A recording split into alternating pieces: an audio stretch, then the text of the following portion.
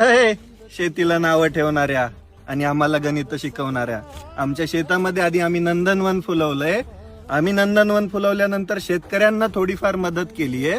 त्याच्यानंतर आम्ही तुम्हाला सांगायला आलेलो आहे. तुला ऐकायचं नाही, तुला लय टेन्शन येतंय, तुला प्रगतीवरती जळायची सवय लागली तर सोडून दे ना भावड्या.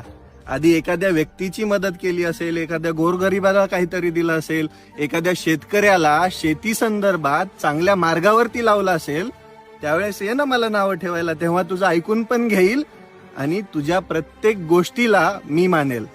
एक गोष्ट लक्षात घ्या, आपण एखाद्याला मागं ओढत असताना आपली उंची किती आहे, आपली लायकी किती आहे, आपण बोलतो काय, याचं भान असायला पाहिजे ना. हे असं नंदनवन फुलवलेलं आहे शेतामध्ये. सक्सेस आल्यानंतर लोकांसमोर आलेलो आहे आणि ते सक्सेस लोकांमध्ये वाटतोय मी, तेव्हाच तर मला किंमत आहे ना. उगाच माझ्यावरती हजारो लाखो लोक विश्वास नाही ठेवत. त्याच्या मागे काहीतरी स्टोरी आहे, त्याच्या मागे माझा संघर्ष आहे आणि त्या संघर्षामधून मी उभा केलंय हे शेतीचं साम्राज्य. दूर गेलं लोभ सार जळाली भीती.